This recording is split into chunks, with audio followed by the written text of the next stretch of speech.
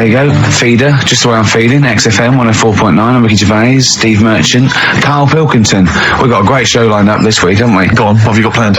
Well, I've got songs from David Bowie, Thin Lizzy, Gene, AC/DC. You heard Feeder there. You got Smiths, all that. We got a great feature, a new feature. Spoke to Karl in the week, and we worked out a new feature where people are going to give him sort of like problems to solve. There could be scenarios, there could be management scenarios at work, you know, problem solving, things like that, organising things. He's a very good organiser. So I'll tell you what happened. He's dropping Do We Need Him because he's getting fed up with scientists. He thinks there's a conspiracy and they're getting together and they're never going to lose an animal. Right. So he's just fed up with that. Rockbusters, we've got some great prizes.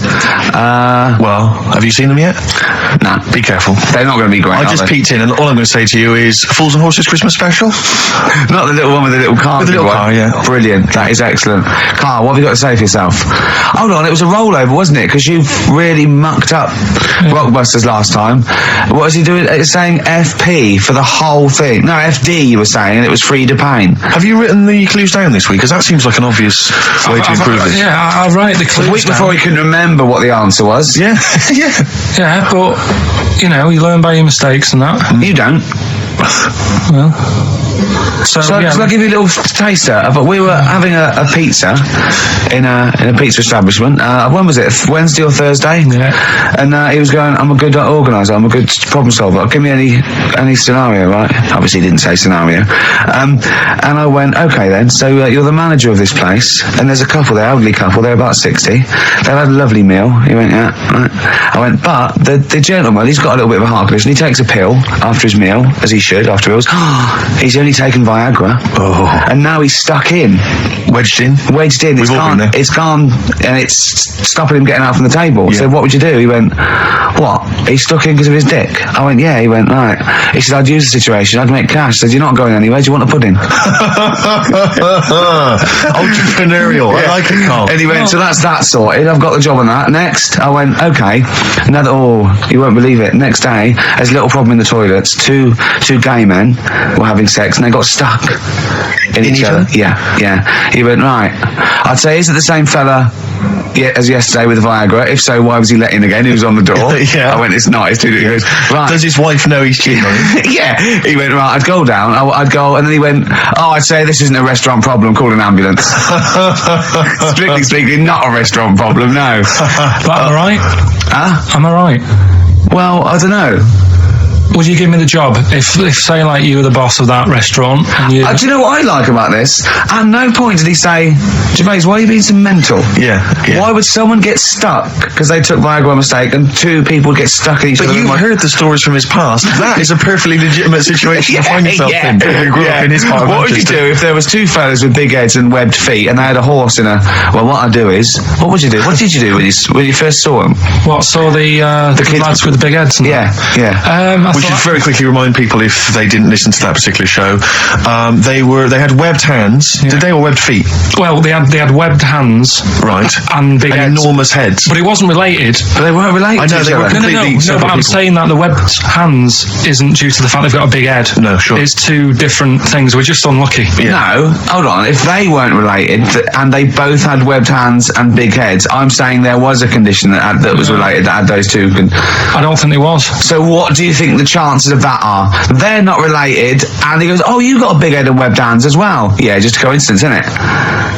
Yeah, I honestly don't think it was related. Right. Because I've since seen the same problem again on another kid with a big head. His hands look good. Right. So do you think the big head is just a separate issue? Yeah, it's a totally different illness. It's like having a headache and a cold at the same time. Right. So not always connected. But the weird thing is, right, looking around in the week at weird stuff on the internet. Yeah. There's this woman who's got a big head. Oh yeah.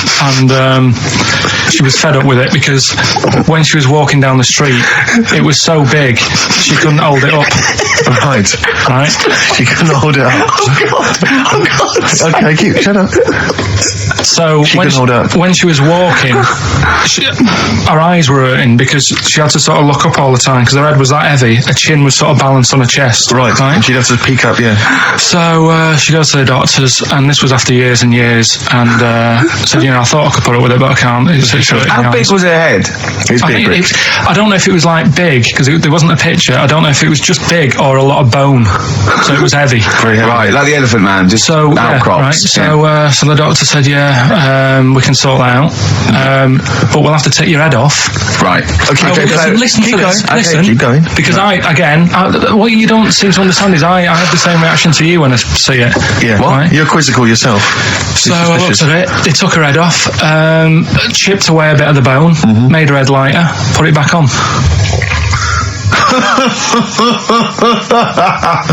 Right, play the Smiths. They took a woman's head off. Yeah, this is asked by the Smiths. And if you'd like to ask Karl something, details coming up soon. Ask by the Smiths on XFM 104.9. So, what's the email, Karl? If people want to ask you something, a problem, they've got a problem to solve. It could be anything. It could be a personal problem. It could be a scenario. It could be about war. It can be anything. Or it could be more flippant, I suppose, and light-hearted. Yeah, it could be. Yeah, but I prefer stuff that I could sort. You can get your teeth into. And actually, sort out. What, like war? War is too, it's a bit big for me, that one. Do you think? I don't want to get into that. What do you mean? If Tony Blair came to you and he went, Karl, listen, I'm having a bit of trouble here. I don't know what to do. I've tried everything. I've tried spin. I've tried being tough. I've tried backing down. I've tried getting other countries involved. They don't want to know. What do I do? What do I do? You don't know? Tricky one. It's a tricky one, yeah. I don't worry about it. If it's going to happen, it's going to happen, isn't it? Yeah. Do you know what I mean? Yeah. Just get in the bath, put a mattress on top of you. That's it. Sorry, why are you doing that? Ooh, slow down. Why are you doing that? That's what they say you do, isn't it? If it kicks off. If what kicks off? If there's a war and that, you get in the bath, put a mattress on top. Right. Did they do that in the Second World War for 6 years? Was that making bunk beds? That's what I read somewhere. Yeah. Is the bath full of water? No. That'd be daft. Okay. But I think they were enamel baths then, though. I think they'd stop a bit of shrapnel. I think the plastic ones you get nowadays would probably melt on you. And the mattress, where your dad has cut it in half, all the foam would come out and the springs would get you in the eye. Oh, talking about my dad. Steve, you'll love this, right? Go on. My dad hates being ripped off, right? Yes, well, I can relate to that. That's important. Hates coming to London now. He always wants me to go and see them rather than come here because he just thinks London is like a big rip-off. Last time he came, he got annoyed because I bought him a scone and a cup of tea for like 3 of us, and it was £14, and he just was livid. And then we had an argument about that, and then we went to the Millennium Wheel, and I said, do you fancy going on this? He said, oh, all right. Then he saw the price, and it was something like 20 quid or something, and he said 20 quid to go up in the air to look at stuff that's on the ground. He said I might as well stay on the ground. Brilliant. Right? I thought, good point. His logic is impeccable. So anyway, this is going on. Anyway, he spoke to me the other day. I said, how are things? Are they all right? And that. He said, being ripped off. I said, why? He said he ordered, do you know the place where he got a new bed from because he cut the other one in half, right? He got this bed out of a catalogue. So he sorted out a payment on the phone. He said, look, you're ripping me off a bit here on the interest thing, but well, let's do a deal. We'll sort out a new monthly payment that's different to what it says in the catalogue. And he said, yeah, we'll go along with that. Anyway, so he sorted that out. He was happy. The bed arrived. It's a nice bed. He said, that's great. So anyway, he got the bill for it, and it was the original price. I thought that might be the case, yeah. Right. So he called up and said, I'm not happy with this. He said, we said a deal. And no, don't know what you're talking about. He said, right, don't send me your catalogues anymore. He said, I'm not buying anything from you. You're a rip-off merchant. Right? So anyway, a few weeks go by. Post comes, only another catalogue in the post. He's livid. Right, so he was well annoyed. Yeah. So he looked on the back, and it said on it, this catalogue will always be property of the company that does it. So you can't throw it away. If we request to have it back, we've got the permission to get it back off you. Right?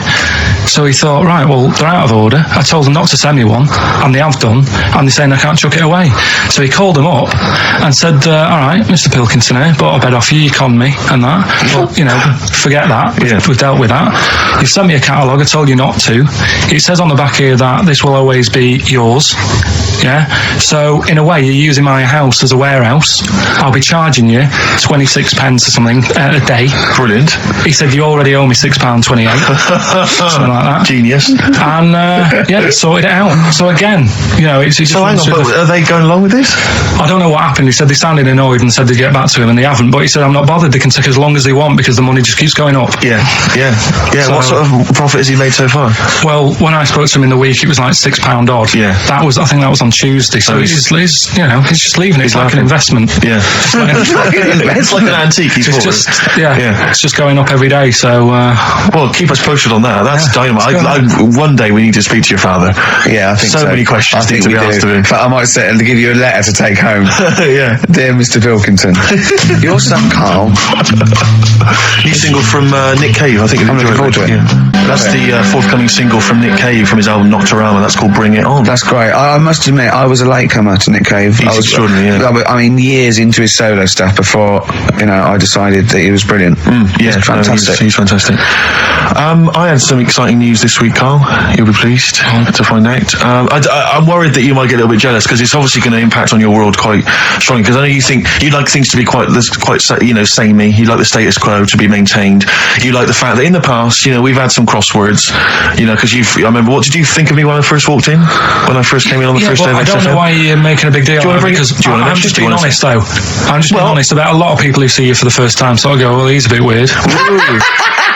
I love that, Steve, that you brought it up, and then you're again. But I'm sure that wasn't what he said before. No, did he say before? Yeah, well, he was a bit weird. Yeah, well, he looked at you, and I knew. I could see by the look on his face. You know when your kid and your kid's sort of scared of something, and they go, "Why is your kid?" He goes, "Oh, he doesn't like pigeons or spiders." Right. It was like that when I saw Karl, and I brought you in, and I went, "What do you think of that, Karl?" I could see the look on his face that he was disturbed. Sure. And then, as he said, you get used to it, don't you? Yeah, you get used to it. And you have changed a little bit. Your hair's a bit smarter now, and you got some nicer glasses and that, I think.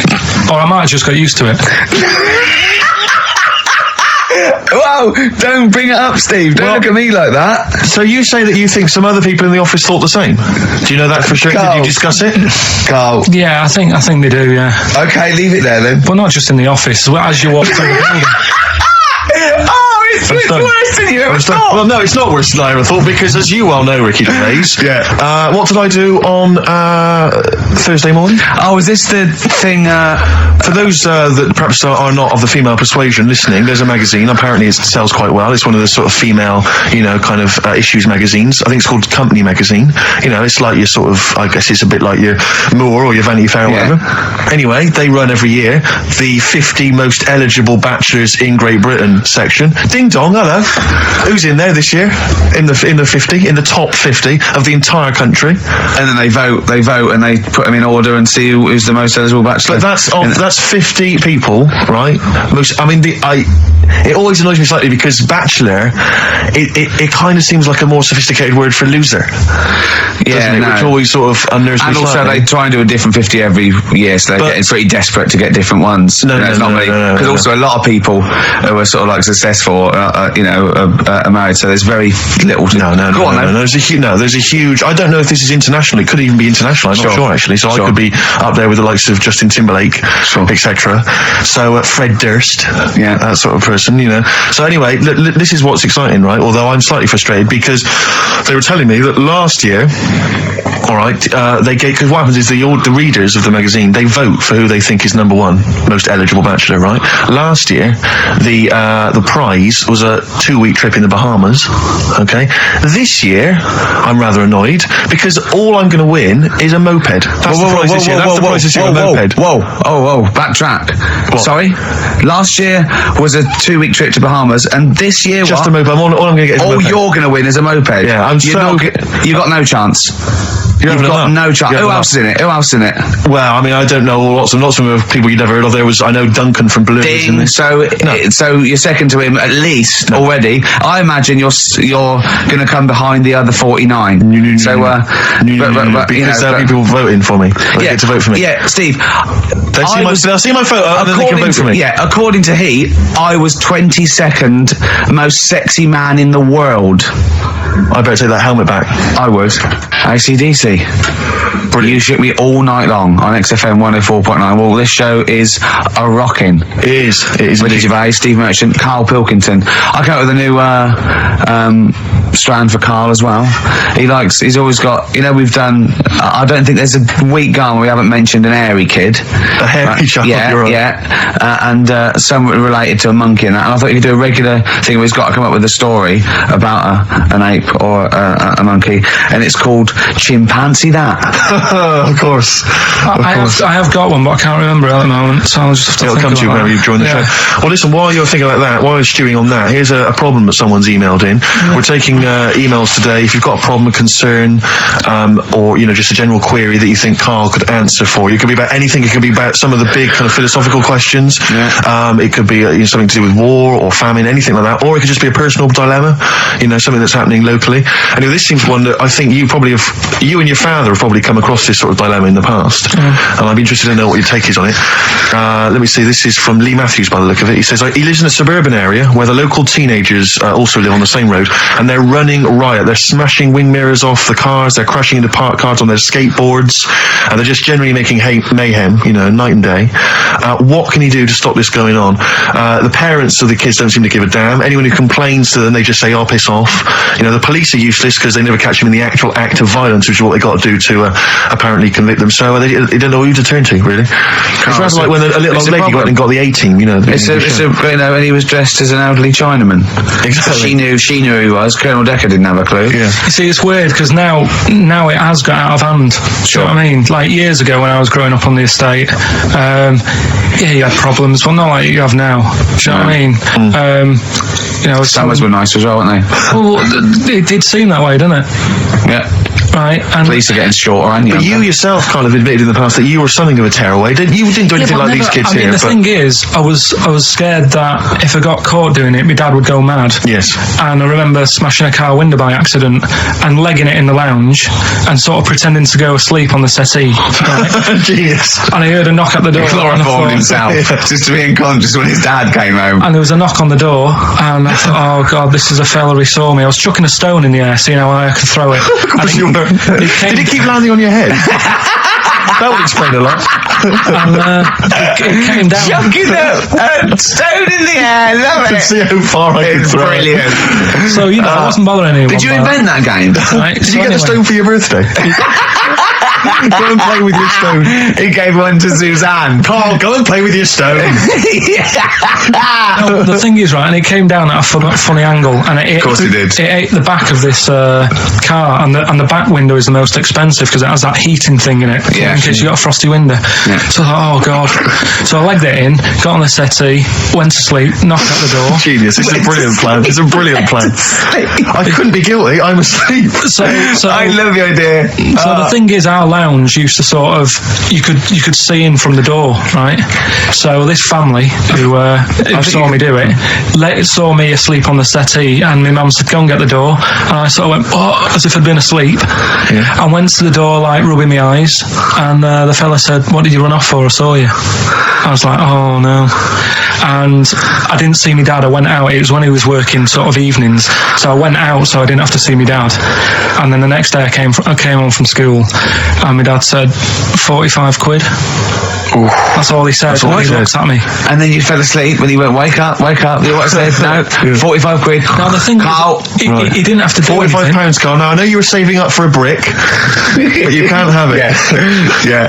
But do you know what I mean? It's like, I knew I did wrong, and I was scared that my dad was going to belt me. Yeah.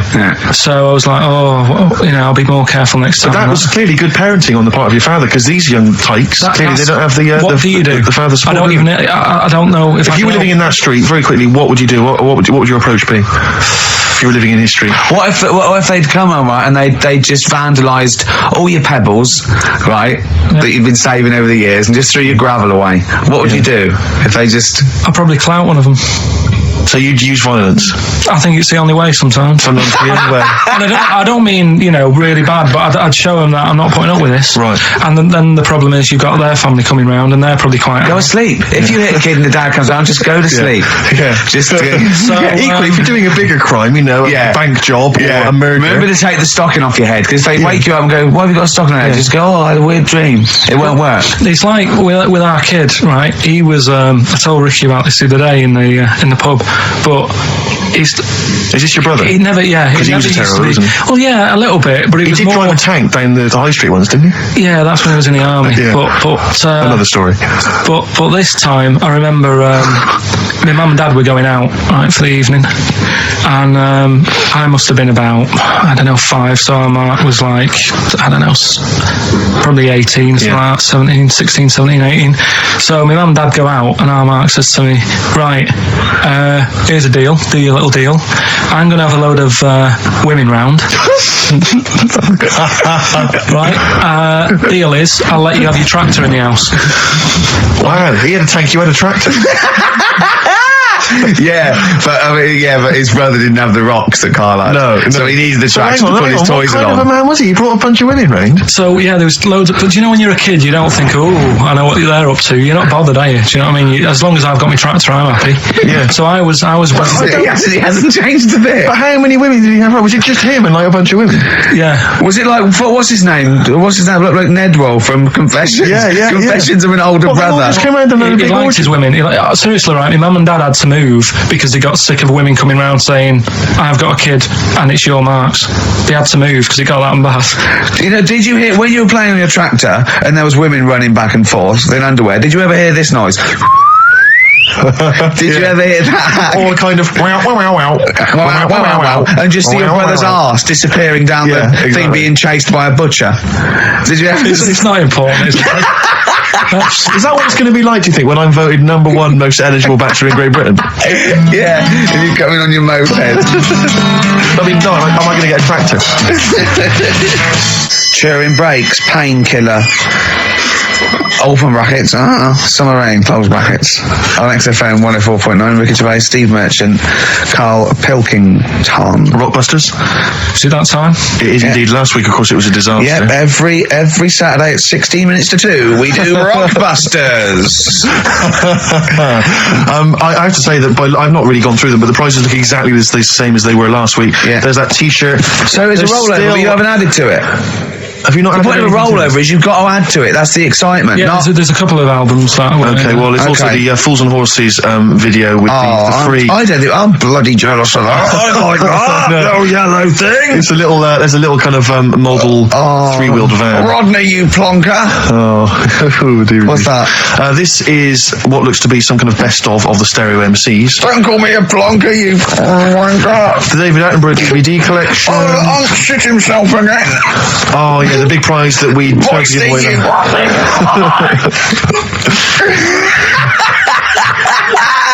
Best chill out.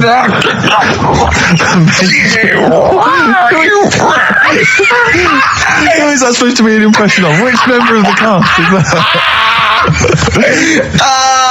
Is that Cheeky Dell?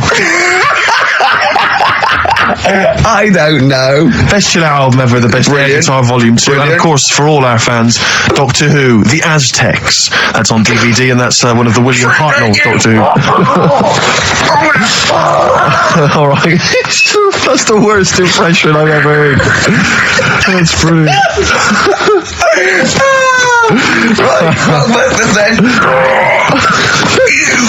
Right, three cryptic stuff.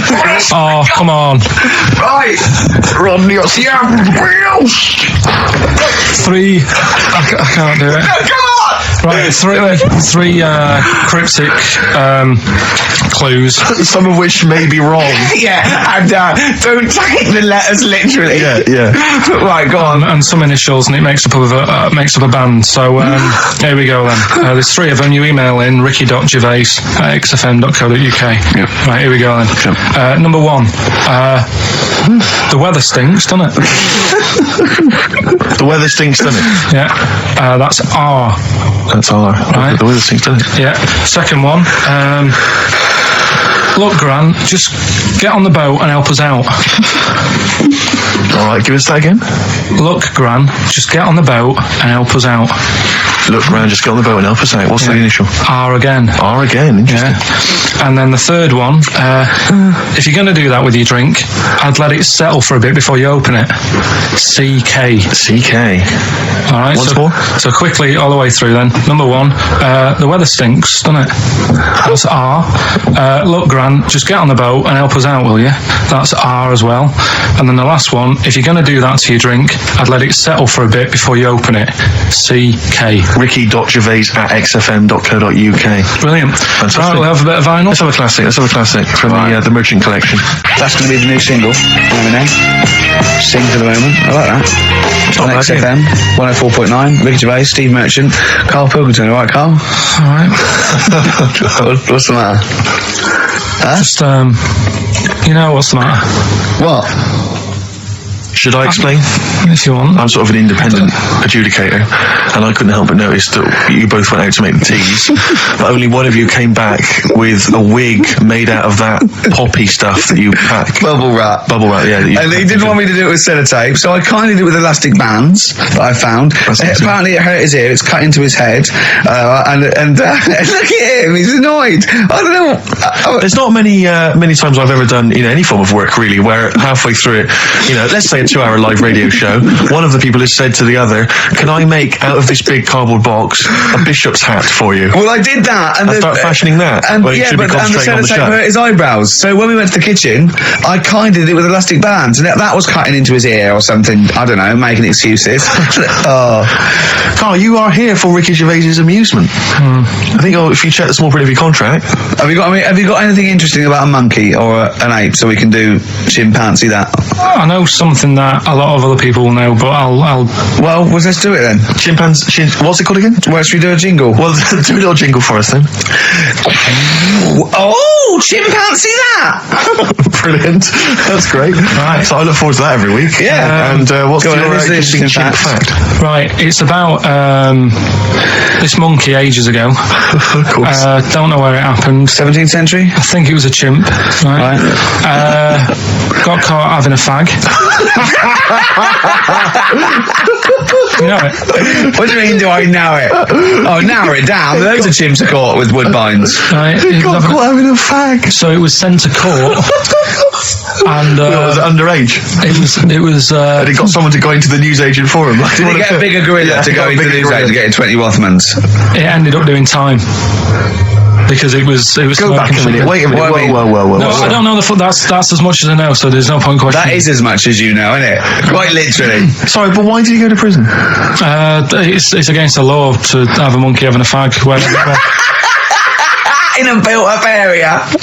What are you talking about? It's against the law for a monkey to have a fag. What if it got it himself? Even if it just... What about if it earned it himself, just like moving tyres round or mucking out the zebras? I don't know the full story. You don't know the full story, do you? But do you think... You never do you? I presume it was a monkey from a zoo, right? Yeah. Do you think it'd be fed up, though? Because in a way, it's home from home, isn't it? When I read it, I didn't think it was that bad because I just thought, they don't put monkeys in prison. They didn't put the monkey in a prison. They're overcrowded. They haven't got the space.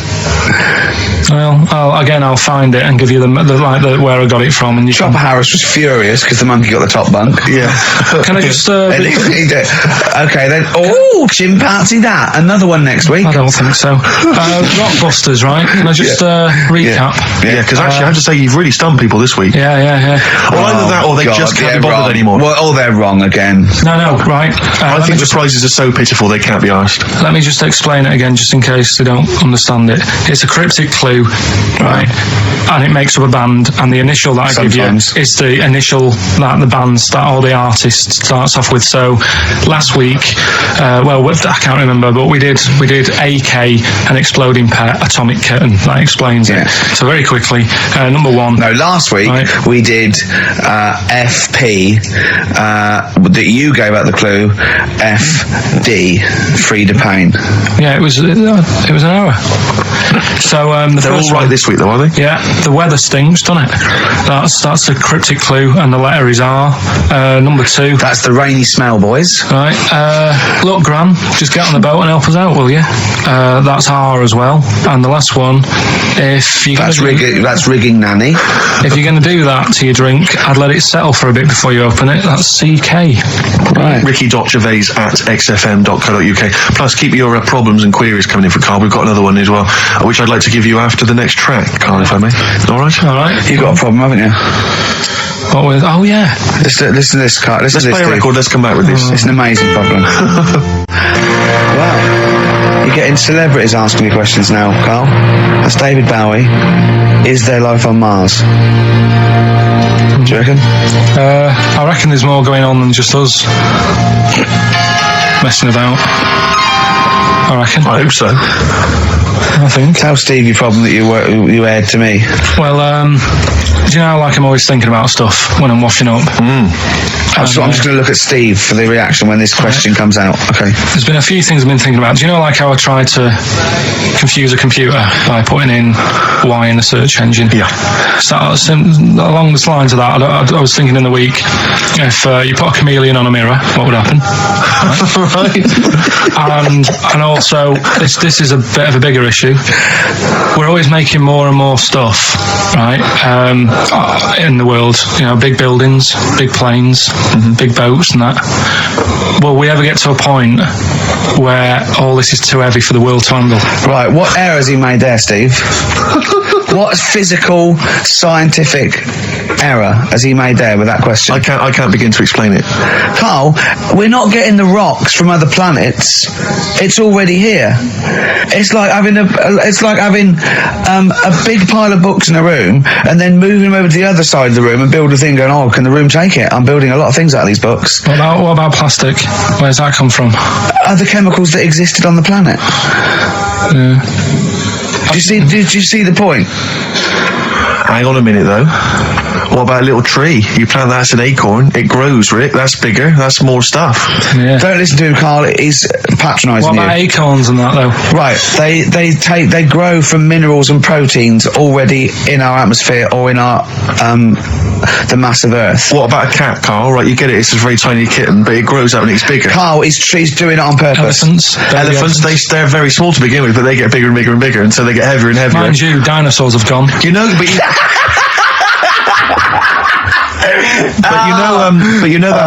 famously that's how Atlantis disappeared. You know, you've heard of the legend of Atlantis. Have you heard of the legend of Atlantis? I think so. This was a city that existed. It's proven, right? And what happened was they just kept buying stuff in mail order. They just kept ordering stuff, like the king and stuff. Just kept ordering stuff in mail order. He brought girls across, Carpets, a lot of carpets. He kept buying TV set, big screen TVs and stuff like that. And eventually, He bought up all the myrrh that the wise men didn't want. yeah, because he's from like olden times, and he just kept buying stuff, crazy. Like he was just a shopaholic, basically. Mental it was. And it was ludicrous. It was like, and in the end, it just sunk. It just sunk. Too heavy. And it just sunk. So, to the Earth, the more planes we build, the more trees we let grow from acorns. And more than that, what about all the people that are overeating? There's only one thing Rick to Warners do. in this world. I think we've got to kill off endangered species and burn trees. That's the only way the Earth can survive. You mental. Right, what are you doing? Right. Okay, look, a quick query for you. This is from Jay. He's got a problem here. He says, my parents won't let me ditch my studies. He's currently reading modern languages at London University. Sure. He wants to follow his dream, but his parents won't let him, of being a dancer, Carl. Worse than that, he says that they're trying to arrange a marriage to a bunch of minging daughters of people they know from good families. He doesn't know what to do, so he's got the arranged marriage coming along, and he's also got, he basically wants to be a dancer. His parents are forcing him into something more practical. Well, the first thing, right, I don't think Live your dreams? the arranged marriage just think it's such a bad idea. Okay. Because I think too many people go on looks. Right. And then you soon get bored of that, and you find out the person who you're knocking about with is actually not your type. Right. Why don't you arrange marriages for people? Well, I'm just saying, right? So I'd say, Jay, go along with that. I wouldn't worry about it. Okay. I mean, if they're really ugly, then, you know, don't go along with it. But if they're half bad, put up with it. That's Sure. right. The dancing. Brilliant. Right? That's that solved. Brilliant. I wanted to be a dancer.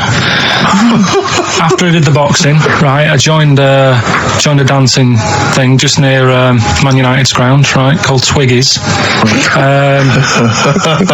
Went along, I wanted to learn some moves. How old were you? Well, it was when Michael Jackson was, like, pretty big, so about 83, 84, 85, something like that, around there. Wanted to do it. When I went, it was shut, and it had become like a warehouse for toilet rolls. So in a way, I wonder what would have happened. Sorry. How is that an anecdote about you going through dancing? You've told me before you did boxing for a while, you did dancing for a while. You had a true fight in the boxing. You didn't even get in the. That's not an. Imagine if that was a film. This is a boy's dreams of becoming a dancer. Oh, it's shut. Next on. I mean, how is that a story? Yeah, that was Billy Elliot. Do you think it won quite as many awards? Yeah, brilliant. Footloose. All right, Yeah. I'm fed up. They banned it. Let's go. Oh, it's shut. Flash dance. First, there was.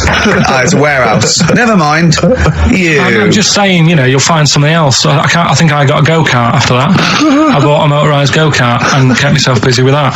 So.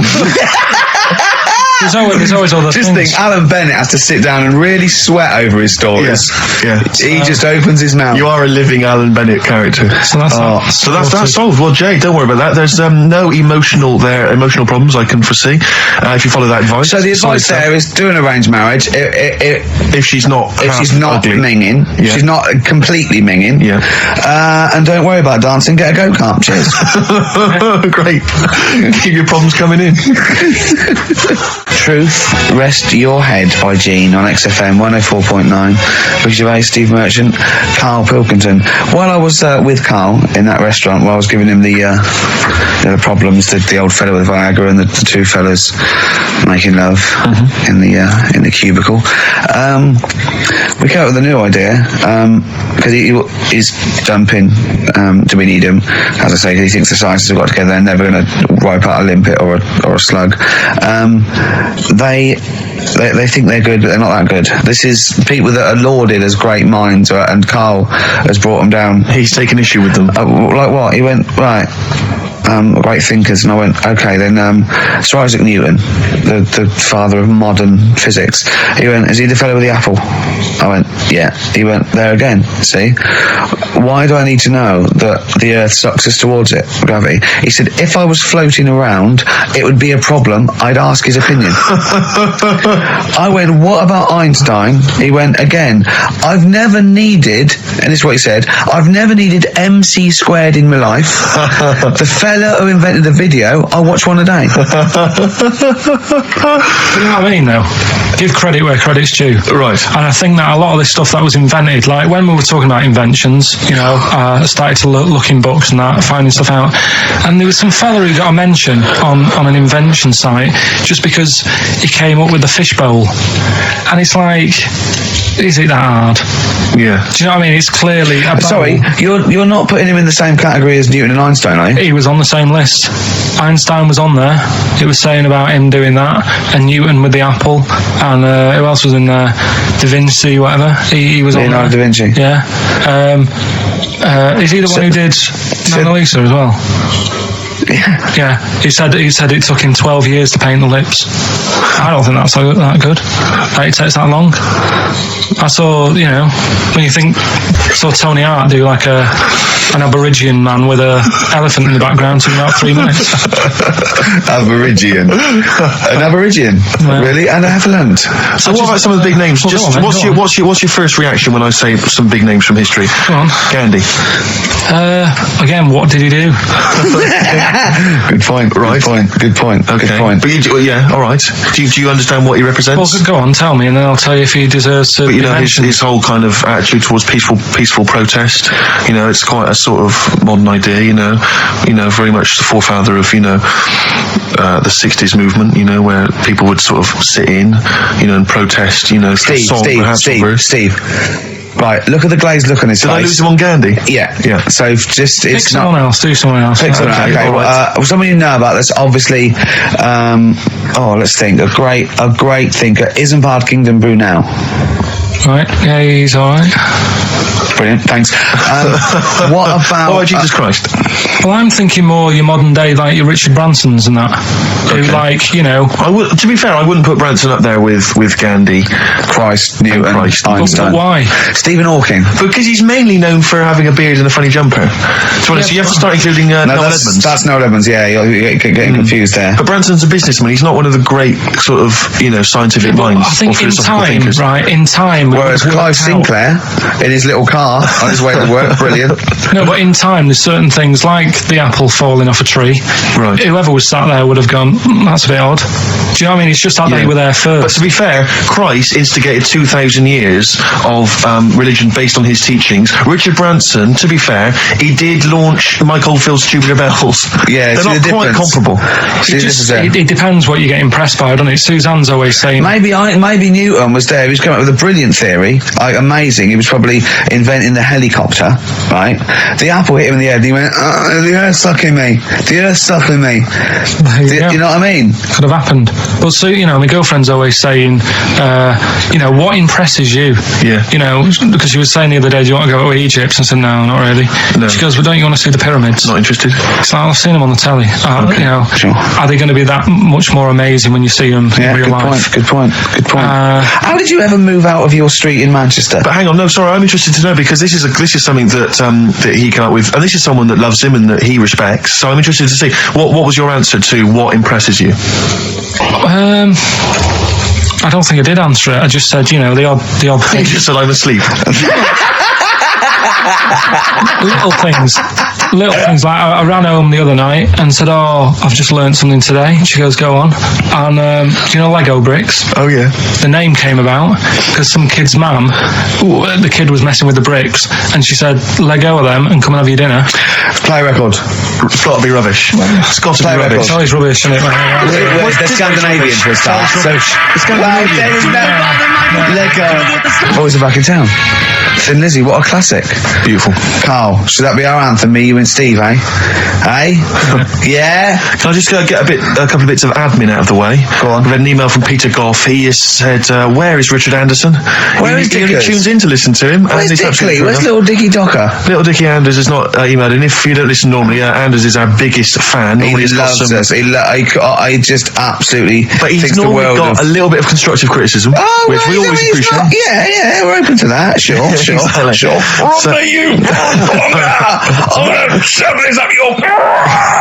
So if Dickie Anders is listening, then he might want to get in touch.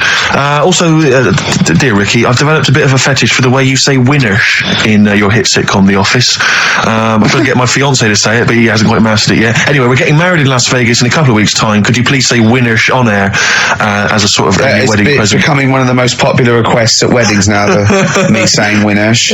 So, winners. There's a few I didn't get in. Thatcham, Shinfield. So there's a Woodley. There you are. There you go. That's beautiful. That's keeping them happy. Good luck to them. That's a Leopard. It's one of those stupid email names. If you're going to email us, at least mention your name, because otherwise it makes me sound like a fool. A leopard, the original name for a giraffe. Interesting. Thanks for that. Whereas Lego was invented when a mother had sent someone to get some, though there's no name for them. She went, can you go and get some? There was a gap. He went, oh yeah, I'll go and get some, because they weren't called anything. Brought them back, started playing with her. And then she went, look, give me those He went, no. She went, Lego, you idiot.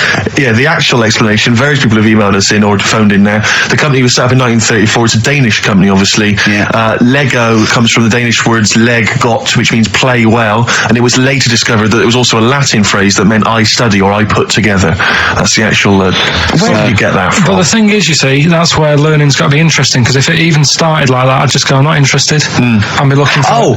So if a fact may be true, but it's just not good enough. It's not interesting enough for you. Not interesting enough.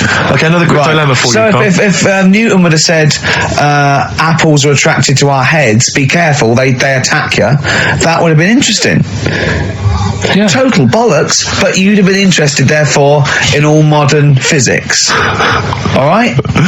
Here's another dilemma for you, a quick one from Kate. She says that she's a single woman, she's 6 foot tall. Recently, she's found herself being approached by men of, let's say, restricted height, and she's not desperate, but is it ever acceptable in her, she wants to know now, is it ever acceptable for a taller lady to go out with a person of restricted growth? What do you think about that? If you see that on the street, do you think it looks bizarre? Do you think it looks odd? Or So a should she just 6 go foot with it? woman with Someone of a dwarfish persuasion.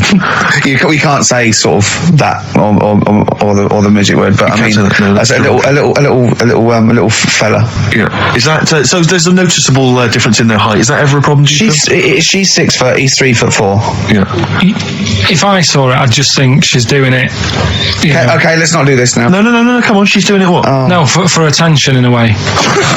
Because there's loads of other people. I told you, Steve. Yeah, I know, but I'm just. I mean, is that serious? I think so. Well, I mean, whatever makes you happy. Please don't ask Karl these sort of questions. Do you know what I mean? If it makes her happy, then do it. But in a way, you're not going to have a normal life. Oh, God. No, but you're not, because they're going to get sick. There's no point bringing trouble onto yourself. Karl does not necessarily reflect the opinions of anybody else in the world. Hold on. This woman, she doesn't live in a forest in a little cottage, does she? She hasn't got long black hair and wears a sort of... She says the guy she's going out with is a miner. Really? In a crystal mine, yeah. And he just sings all day on his way to work. Has he got 6 mates? Apparently so. Okay, what do you think of that, Karl? I'm still... Sorry, I wasn't listening. I just was thinking about... Someone just called up and called him dopey. Yeah. Didn't they? I mean, whatever. Do you know what I mean? Why? What's the matter with you? What's the matter with you today? I'm just saying. What, you're fed up with people taking issue with some of the stupid things you say? Lego was invented by a mother going, Lego of that. What are we going to do with all the buildings? The earth might collapse. What do you expect people to say? Even our listeners know you're talking rubbish, and some of those that aren't allowed to wear socks. I mean... Listen, right, last week when I did Do We Need 'Em, do you know when I called up one of the museums in a science museum? Yeah, you talking to me? Yeah, I'm just saying, I wanted to tell you before when the song was on, but you're so busy listening to it. Yeah, was I so busy listening to a song I was playing? Yeah, but we're doing a radio show. All right, what's your point? Well, I just wanted to say, she emailed in to say I got her name wrong, so I'm just apologising for that. What did you call her? I think I called her Jessica. What was her name? I don't know, I've got it on email somewhere. What? This is not an apology! No, I'm You've just got saying... it wrong again! You've not even said her real name! How is that an apology? Well, I remember, I read the email, so, yeah, But who are you apologising to? I think her name's Jackie, I think. Oh, you've got it wrong again, haven't you? Well, anyway, and she just said if you want to see dinosaurs and that, go to the museum. You were complaining about that as well, weren't you? You went to a museum and there was too many dinosaurs. He said you just need 4. No, well, Steve, have you been to the one in Knightsbridge? I think this so. one that I called up, right? It's nice. You go in, you get a good collection of stuff. You walk in, there's 3 or 4 dinosaurs. You've had enough, right? I went into New York, right? I went to the museum there, hundreds of them. You can't move for dinosaurs. Yeah. It's almost like they're responsible for them being extinct. There's loads of them. So all I'm saying is, if you want to see a dinosaur, go to the one near Knightsbridge. They've got a nice selection, some old vases and stuff. It's worth going. So, do you work for them? Because that was a pretty big sell. Well, you could work that into quite an advert, I imagine. Brilliant. Karl, you're fed up, aren't you? Because you had to get up early. Well, that's another thing, but will we give out the answers for... Let's do that after we played the next tune. I have to say that I'm wondering if Rockbusters, like Do We Need 'Em, is beginning to run its course, because this week we've had very, very few right answers. I think you're just getting too complicated. Yeah, because his clues and his answers are rubbish. Why don't you start doing proper ones?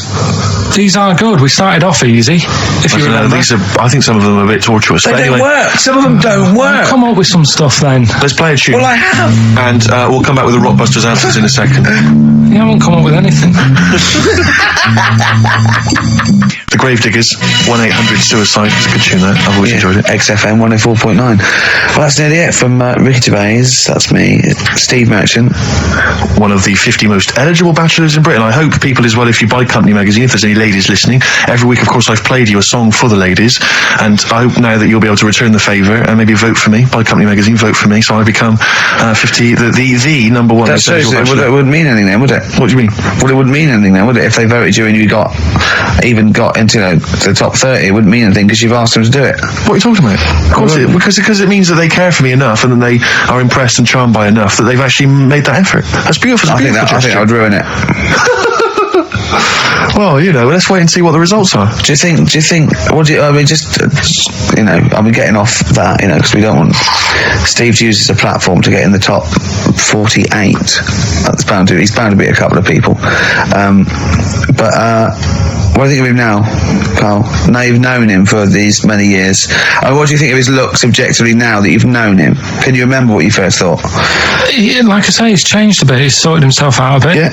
Looks a bit better. How? What's he done? I don't know. His hair's better. Yeah, what was it before?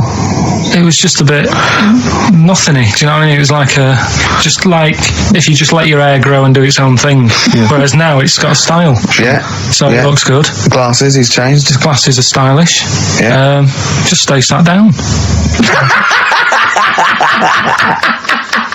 Right, Rockbusters.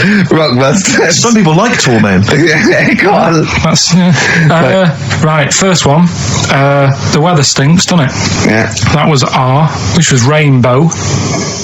Right? Rainbow? Like rain is the weather, and it smells like body odour. Body odour. No, it's B-O. It's B-O. That's B-O-W. Well, yeah, but you've got to play. It's not pronounced bow, and it's not spout bow. Who calls it bow? Everyone knows it's B-O. What, you don't care? You don't care that doesn't work? Well, they got it, so again, as long as one person got it, Carl. One person got it. Of all the emails, one person got it.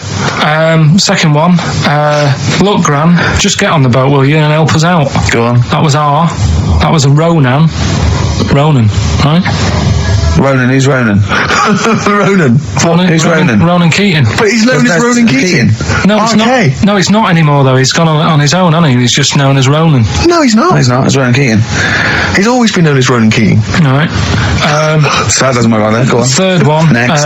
If you're going to do that to your drink, I'd let it settle for a little bit before you open it. That was CK. Right. Shake a can. If you're going to shake, you can. This is the worst competition ever.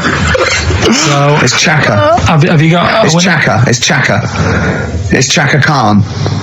Shake a can. No, Chaka Khan. What you got? Chaka can might have worked. To throw a can. Who got all three right then? Well, because basically what happened was people just emailed in 3 guesses. And the guesses that were right came from Mandy Thompson in Hendon. That's ruined that. Well, that's run that into the ground. That's Do We Need 'Em ruined. No, we can't just bin everything on 1 week. I don't think we're going to get that. Oh, they're not as good as they think they are because you only picked on Newton Einstein. You don't know anyone else. You don't know who Gandhi is. Chimpanzee that you've run out of. I did like the jingle for that though. Oh, chimpanzee that! That was a great jingle. Yeah. But sadly we won't be able to use that again. So who's won anyway? Well, it was Mandy Thompson I mentioned, but as I say, she guessed, so I mean, she can have the prizes, she's welcome to them. But I think we should knock it on the head, Carl. Maybe you should come up with something new. No, I think it's still got a few weeks in it. I think we should take some time off. Well. Yeah. What about, like, the foreseeable future? Don't know. Song for the lovers. Do you want to just a song for the ladies? Listen, I think it's maybe the March issue of Company Magazine. Buy that. Top 50 most eligible people. There's probably an address or a phone number to call. And here's another song for the ladies, maybe just to charm you further. Tom the Model by Beth Gibbons and Rustin Man. Carl, say goodbye and say it nicely, like you're happy. See you later. Is that the best you can do? That was the record before us, and here we are, pre-recorded, because we did this a few weeks ago, because we're not here at the moment, are we? We're away in that. I'm Ricky Gervais, with me Stephen Merchant. Hello there. And Karl Pilkington. He's not actually with us. He'll be in some of the best of clips that will be coming up shortly. Yeah, this is just us, isn't it? This is just us. We did this. When did we do this, Rick? A couple of weeks back. Hold on, what is it? It's the 27th today. Yeah. I enjoyed Christmas. I loved Christmas. I love Christmas. I had a great time. What did you get? Loads of presents. So did and I. I'm glad they made it to number one. Oh, I'm really glad. Stroke, he, she. Yeah, I'm really glad that the pop idols, Cliff Richard, Westlife, made it to number one. Bo Selector. Yeah, just delete that. Yeah. Okay, well, we're going to play some of the best of, some of the greatest moments of the last 3 weeks. Yeah. Ever heard on XFM 104.9. What about this? Do you remember this one? Oh, which one is it? Alright, so here's the first bit. When we were talking to Karl in the week, the thing we're talking to Karl is that you come up with something that's sort of like quite innocent, and he goes, once, right? And you realise that it's comedy dynamite. He doesn't know it, but we want to go save it. And he let out, you were filling in a form, weren't you? It was all like your girlfriend thinking you're a div. And it's happened before, isn't it? Because she came home and you'd filled out a form to get a job once, hadn't you? Yeah. What was that for? Granada Telly. And on it... Well, let Karl explain. Yeah. You see, this is what annoys me with job applications, because rather than just saying, do you want the job and what can you bring to this business? Yeah. Do you want the job is a good one. Because the thing is... That's what I'm going for the boys. No, listen, right? Because if they say no, Yeah. I don't think they want the job. Yeah, but listen. Go on. I mean, I presume with what you do, you have to take people on and stuff. Oh, in a fight, you mean? You know what I mean? Yeah. And I think it's more important that you're willing to graft and put the hours in. Sure. Than say that, you did well at school. Yes. Sure. Because if I wanted to, I could have done well at school. Of course. I just didn't want to. Yeah. So where's this going? So you had the application form. So when it came to the qualifications bit and that, I couldn't fill them in because I didn't have any qualifications. And it was also asking about your languages. And I put down English quite good. English quite good.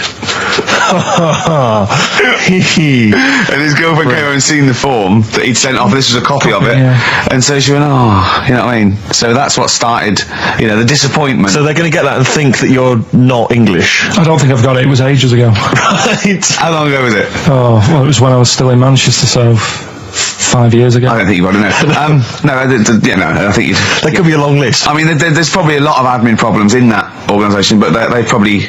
But what I meant by it is that, I can speak English, but I don't know all these long words that people use all the time. Yeah. Oh, God. Oh, can I just tell this quickly? In the week, I'm talking to you now, the listener. Usually I don't. Yeah. Karl said, about embarrassing him on air and that, and he's worried about his education, and he was worried about not knowing long words. Like, we come up with any long words. And he said, no, I was scared you were going to ask me something about someone, and he's Eastern European leader. His surname is Milosevic. And Karl said, so I learnt it this week, and learnt it so you can't catch me out in case you start. I said, what? And he said... And he thought about it and he went, Flobodan Milosevic. Got the surname right though, didn't it? So what's his name? Right? What's his name? That's how Bill and Ben would address this leader. How would they have said it? Flobodan Milosevic. What's his name? Slobodan Milosevic. Yeah. Well done. Chris Campling did a review of the show. Right. And basically said that Karl Pilkington is a creation of Gervais and Merchant. Well, if only that were the case. He said... he started off saying he liked the show. Yeah. He was excited. Said it was a good show. A lot of the jokes... I'm already questioning his critical faculties. Yeah, exactly. And basically said that we didn't contribute much, or seemingly didn't seem to contribute much, and we couldn't sort of like ad lib or anything. We just laughed at, particularly me, laughed at Karl Pilkington, who was coming up with some quite funny stuff. Yeah. Right? But then he does a twist on it. He goes, but the thing is, we're the puppet masters. He's a created person. We've created the persona Karl Pilkington for our own amusement. Right. He bases this on simply that we talked about, what was it we talked about? The Chinese not aging well, and you heard him talk about that on my DVD. But clearly I say, Karl, remember when you were talking about that? It's a news, or remember in the week, and so he thinks it's all scripted now. Imagine if this show was scripted. I'd be ashamed. Yeah. If this show was scripted, I would send back the rafters for the actual shows we've written. And I'm having a go at Chris Campling. He's nice about our other work. He likes The Office, and he likes my stand-up and everything, and he likes the show. But he's saying, because we're not spontaneous, we scripted this and invented Karl. So he's like, we've invented another Gareth. If we had created Karl, I would not have squandered a character that good on this poxy radio station. Absolutely. Also, does he know that we spend about 3 months on half an hour script? So how long does 2 hours of drivel? But the main thing is, as if this could be scripted, it's dreadful. It's shocking. Or maybe this is scripted. Hang on, you've lost me now. Let me just check the script. Maybe Chris Campling does not exist. Maybe I've made him up. I don't know what to believe. See, the name doesn't wash with me. What was his name? Chris Campling. Sounds odd. That's something that I made up, isn't it? Campling's almost like a joke. It's almost like a gay name, isn't it? Oh, he's a Campling. So I think this is scripted. Yeah. I think I've probably made this whole link up, and Karl is a creation. Campling, that's not a real name. No. I made it up. I should have come up with something better. Yeah. Sorry. Down to the River by Bruce Springsteen on XFM 104.9. So, that little fella in the Times thought Karl was just a puppet. We created him. He's an actor. What's his actor's name? Brent Hogwell. We got him from Spotlight. Brent Hogwell. This stupid dopey Mancunian accent. He just puts that on every week. Yeah, exactly. Yeah. He speaks rather like Hugh Grant. Yeah. And we just got this whole world around him. We set a whole. What do you think about that? He had his head shaved, especially. Exactly. Yeah. So would he think that, maybe if he's looked online and seen me head and he's noticed how round it is and that, does he think it's sort of been morphed into that shape just for the show, just for 2 hours on a Saturday? Yeah. You spend 5 hours in prosthetic makeup like John Hurt in The Elephant Man. Everything about him was made up. Yeah. We created him, because I remember coming up with Auntie Nora. Oh, yeah. You said, Rick, we need another character. I said, what about giving him an Auntie Nora? Doesn't sound convincing, I said. Yeah, and you said, what is it about? I said, well, I don't know, she farted for 5 minutes and she's got a fanny like a split tennis ball. No one's going to believe that. Yeah. Oh, that brings us neatly. Well, let's put that to bed now. So, Chris Campling, honestly, we do not script this shambles of a show, and Karl Pilkington really is like this. If you want, you can meet him. I'd love to send Karl for a drink with Chris Campling. Can we do that? And then he'll eat his words. Chris, if you're listening, honestly, this isn't a stitch-up. As I say, I'm not having a go at you. It's a very well-written article. It's very, very fair. You're just complimenting on his grammar. Yeah. It's a very well-written article. No, I'm saying we're not having a go. It's not like he slagged us off. I would just love him to meet Karl Pilkington. People in the street come up to me and say, is Karl like that? And I so want them to meet him. Yeah. Or maybe he can send in, if he's online, he can send in 5 subjects for Karl to talk about that we couldn't possibly know about, just so he knows that we just really do throw things at Karl and that drivel comes out. Imagine if it was scripted. What?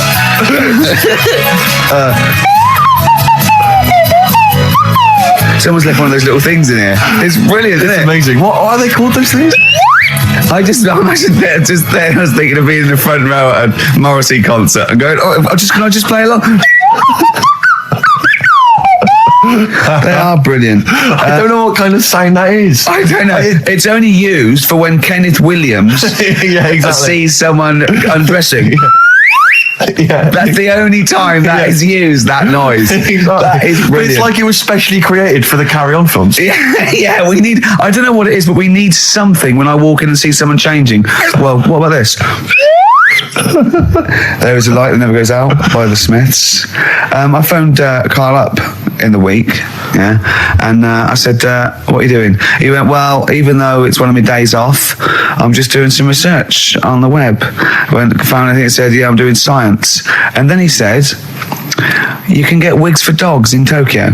That's his scientific fact. And I went, what do you mean? Dogs, if they need a wig? I said, if they need a wig, what? Dogs going bald? And he went, like, this is fine to him. He went, it's a stressful city, Tokyo. The world's all right with Karl. He's always got an explanation. I've only ever seen him confused once. When in Edinburgh, he looked out of his window one day and he saw a bloke putting a parking ticket on some rubbish. Yeah. And that genuinely confused him. Yeah. He couldn't work out, could you? It's a bit weird, isn't it?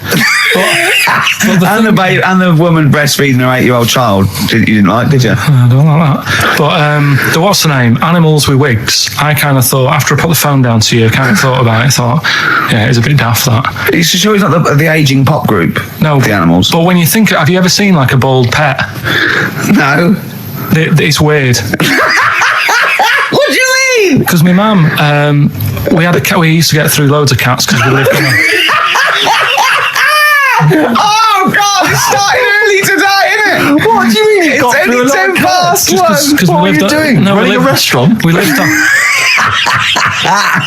Oh God! What do you mean? No, we lived on like a main road. Oh yeah. Right? So Yeah. we used to get through a lot of them. My dad It was kept their saying, risk. stop wasting money. It's not Not good. wasting money, not wasting cats. Right. So anyway, we had this cat that was ill all the time, and It's just bag of nerves, probably. Yeah, malingerer. Yeah, I'm terrified. I'm going to which house? Rome. Oh God, bloody hell. Rome. Don't let me go to the Pilkingtons. and for some reason it kept being sick all the time. Yeah, that is nerves. That's definitely nerves. So my mum kind of thought, I've had enough of this, and she shaved it. Whoa. Now I know you're not vets in your family, but what correlation did your mum think there was between you being sick and shaving it? Because it kept being sick, and it was a pain to wash because it kept getting So caught she up. wanted a dry wipe cat. So Why didn't she just varnish it? What? it's weird. It's weird. Though. So now he's cold and sick.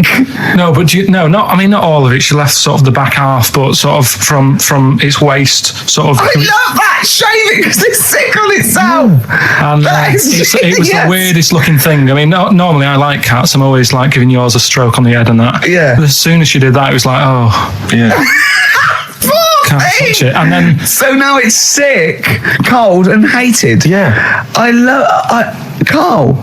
It must have, the other cats must have been taking the mick out of it constantly. It's just making things worse. I'm hoping that it got run over and was put out of its misery. no, I think it got all right, that one. Or is that yeah, it did get run over. It did. Oh God. Oh dear. How many cats do you say you've got through? I'd say whilst I was living at home, I mean, it's still on the increase even though I'm not there. So whilst I was there, probably 5. God. Wow.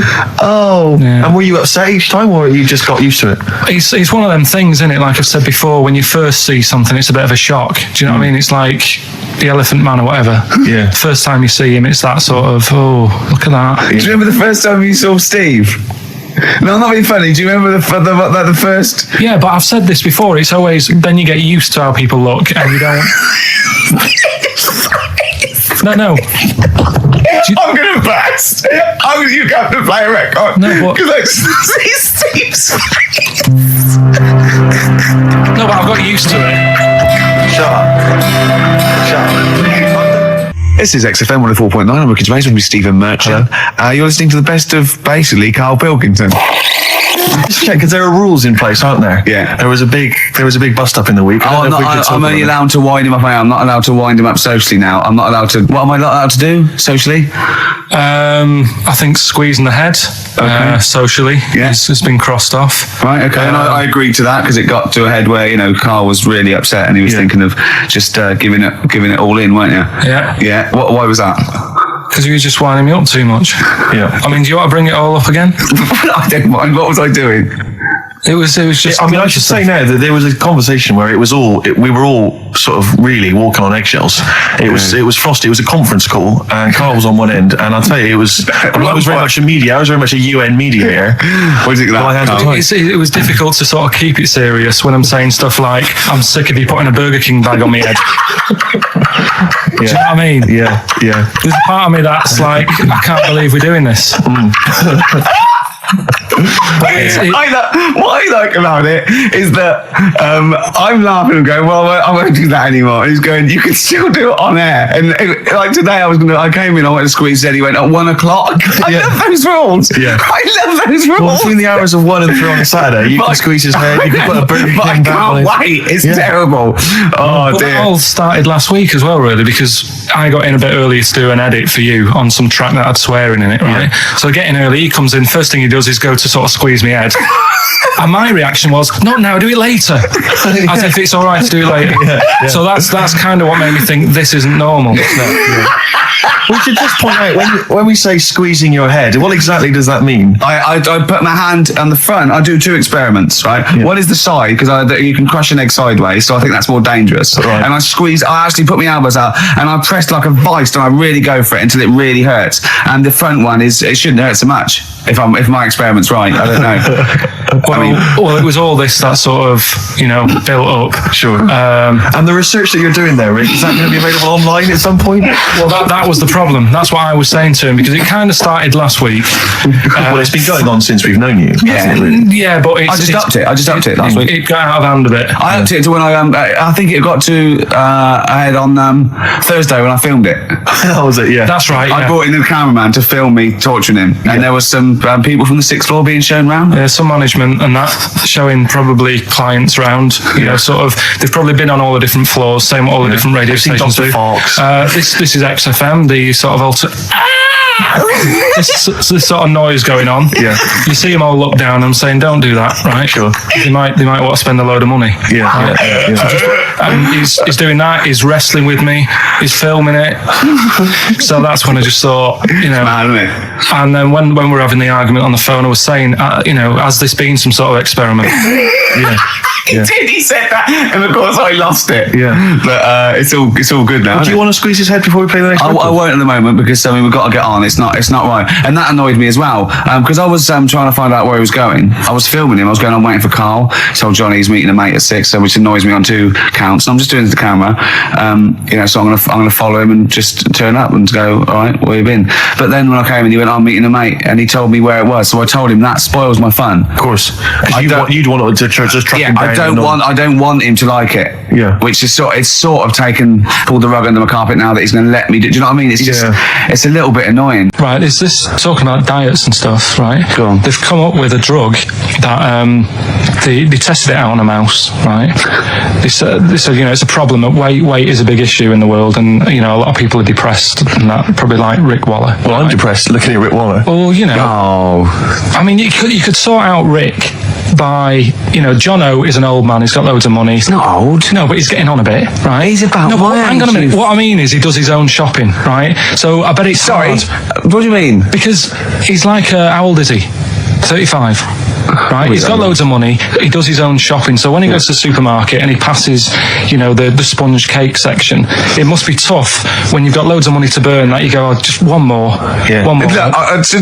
We are getting close to libel here, I think. No. I'm saying how it is, because I've tried losing a little bit of weight. Have you? And it is difficult when you're in Waitrose and you see a little chocolate muffin and you think, well, one more and I'll do without. Do you like a little chocolate muffin now and again? Yeah, right. Is that your favourite thing? So the thing is, let him finish his point. So the thing is, right, now with Rick, he lives at home with his mum. So why doesn't his mum just say, I'm going to buy less this week, and if you eat it all, you're not getting any more? Yeah. That's all that. Does he live sharp shop? I bet he does. So you don't actually know if this is true or not? No, but anyway, right? So this drug they've come up with. They've tested this on mice, haven't they? I'm worried if they haven't tested it on mice. Thank God for that. It's definitely been tested on mice. Definitely. They fed a mouse a load of cake. Yeah. Right? And it went a little bit chubby, and he said, right, stop a minute. And then they gave it this drug that makes you lose weight. Yeah. And its weight went down, but the only bad side effect was its eyes were popping out. Well, that seems to be fine then. Let's give it to Jono. There doesn't seem to be any problem. Oh, Rick should get some of that. Yes, truth, Doc. Look at these. Oh, Jesus, Jono, your eyes are popping out. That happened to the mice. Sorry, that happened to the mice. But what do you mean? That's the option. What do you mean that's the option? So I love the fact that your choice is either be like a fat, happy man who has the odd sponge cake, or a stick man with eyes on stalks. I mean, Steve's chosen that. All right, calm down. I thought we were slagging off Rick Waller and fat people. Sorry, let's mate. have a go at the fat people before we start on me, really. Yeah, no, I didn't. I forgot. I mean, it's like yeah. Because I got some issues and body issues. I know. But Rick Waller's grotesque, Yeah, sorry about I'm just a little bit weird. I mean, do you know what I mean? Yeah, should we play a song? And I'm just a little bit offended. That's upsetting. Carl, have you ever logged on to Friends Reunited? It was the site that everyone was talking about last year. No. Are you aware of the concept? I've heard about it, but there's no one from school who'd want to see it again, really. So basically, for those that don't know, you have to log onto his website, and then it helps you track down your old schoolmates if they've also logged on and stuff. And we sort of took the liberty, really, of looking on the Friends Reunited site and typing in your school and trying to track down any of your old mates. We didn't get in touch with any of them, don't worry. We didn't do that. We're not going to surprise you with them now. No. But I was just interested to know, like, some of your thoughts on some of the names that I could run past you. I mean, these are people from your year. Just tell me if you recognise the names. Sarah Morris? God, yeah. Remember her? Go on, you're grinning. What's the thought? Go on. No, just, she was alright. She was a popular one. What does that mean? She was nice. Yeah. Okay. Okay. What about Darren Buckley? He was one of my best mates. Was he really? Yeah. Seriously? Yeah. What do you reckon he's doing now? Do you still keep in touch? When my mum and dad were still in Manchester and they had a butty shop, he used to go in because the Bucky's was next door. Wait, paint a picture. If you did this in your history exam, Carl, you will walk it. Go on. So your parents had a butty shop. There was a Bucky's next door. Yeah, and he liked having a bit of a gamble, so he used to. I think he works for some insurance company. Do you think that his fiancée Beth knows he's got a gambling problem? Or that his 2-year-old son Lewis? No. Yeah, they live in Cheadle Hume. He must be doing well. He's still supporting the Blue Army and frequents the shrine on a fortnightly basis. Funny thing with him is, right, when I used to stay over at his house, and his dad was a copper, and I remember his dad came down and said, right, I want to see you two. I was like, oh God, what's happened? And got us round the table. And he said, do you know much about drugs? So we were like, what's all this about? So he goes, you know, they're not good for anyone, you know, they're stupid thing to get into. And we're like, yeah, we know. And he went, you know, do you? He said, yeah. He said, what's this then? And he'd found something in his bedroom, and it was a Skittle. What, the sweet? You know, little sweets with the S on it. And really? Drugs. Yeah. So he said, well, yeah, it's a Skittle. Yeah, I know what it is. Oh, he was bluffing like that as a slang word. Yeah, he thought because he was a copper, he probably had to be down with all the terms and that. So we said, oh, it's a Skittle. And he said, yeah, I know what it is, but what's it doing in your bedroom? Oh. I was like, no, it's a toffee. Darren there. Yeah, I know, it's a toffee, it's a squib, it's a, yeah. Well, do you know what happened to me on the way in? Go on. Homeless person told me a dickhead. How did he know? Do you know him? Is that what? He's like the local big issue fella. Oh yeah. And he knows me. He sees me walking up and down the street. Oh, that's how he knew you. Right. So normally I have a bit of a chat with him and that. And I walk past him, and you know, I can be a little bit cheeky with him because I've been cheeky with him in the past with stuff. You pinched his arms. Just, you know, saying stuff like, God, you're always there. I mean, you got home to go to and. Stuff like that. Yeah, just breaking the ice. No, he knows, and he laughed at that, right, last time, so I thought I can be a bit cheeky, right? So he goes, do you want a big issue? I said, no. He said, come on, I've got loads of them, right? So I sort of said, when I was a kid, and I used to do a free paper around the free papers one, I said, just put them in the bin and go home, right? And he went, yeah, but how am I going to get any money doing that, you dickhead? You see, I can see his point. He is homeless and having to sell newspapers to get 50p or a quid or whatever. Yeah, and sometimes I treat him, right? And today I didn't have any money. I had a takeaway last night, and I normally give them a quid. And I felt bad not being able to do that because I didn't have any money on me last night. Right. I couldn't look him in the eye. Did you explain this to the homeless person, the traumas of the takeaway without the tip? Did you explain that, you know, you've had it hard as well? I go, look, you don't. I had food delivered to my warm flat. Yeah, you don't know what that's like. You don't know what the trauma is because you can't have food delivered to your flat because you haven't got one. So please don't look at me like that. You should have said. But most people ignore him. At least I gave him a bit of acknowledgement and sort of. Took the mic. Yeah. I didn't think I was. I just was being friendly. Yeah. No, I know. You got to be careful with the homeless because this is true, and you know when the clocks went back recently, so you got an extra hour in bed. Yeah. And I was at Cash Point with a friend of mine, and there was a homeless person sat by the Cash Point, and you know, we were getting some money out, and she said, spare some change, and my friend's he's a bit awkward. He's just trying to make conversation with her. He went, oh, clocks go back. extra hour in bed. Oh no. I gave her £2. I felt so bad.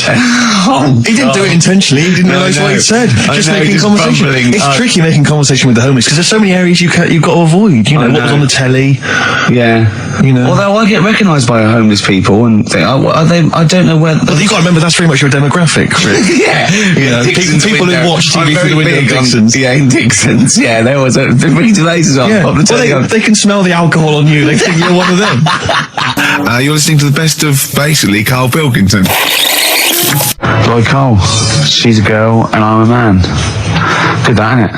On XFM, 104.9, Ricky Gervais, Steve Merchant, Karl Pilkington. As ever, Rick, there's always someone who steps in to defend Karl. Okay, what is the defence? What is the defence? Here's an email from Scott Coomer. He says, Karl is actually right. I've got an A-level in statistics and probability. It doesn't matter how long they have and how many monkeys you have. You cannot guarantee they would type the complete works of Shakespeare. Infinity makes it probable they would get it right, but not definite. Yeah, that's what I was saying. No, you weren't saying, Karl. You don't understand it. Infinity sort of sorts it out. That if they do anything, they nearly do everything, won't they? No, I mean, they'll give it a good shot. No, that's not the point. But the I'd point be is surprised if they did one page right. Right, listen, it's not to do with consciousness. It's not to do with them aiming.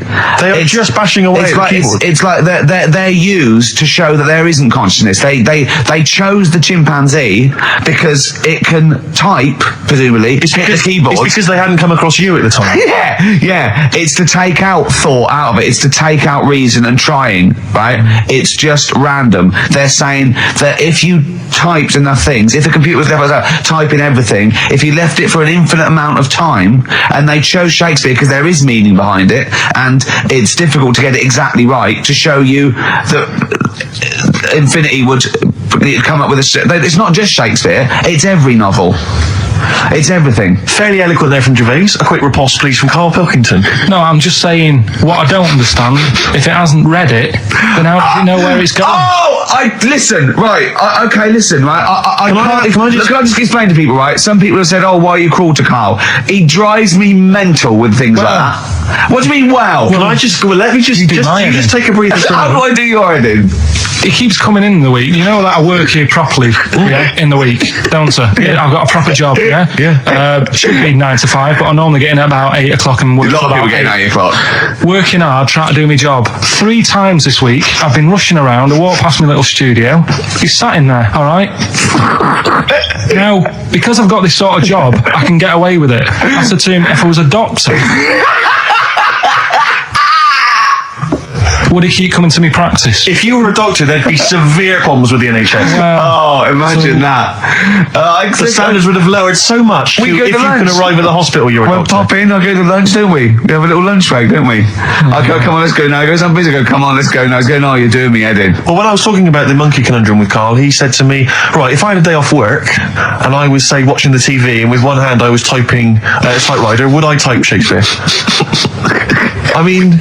Yeah, but you see, there's certain things. We were talking a little bit about this stuff the other week, weren't we, when we said you were going on about Einstein, and I said he's not that good.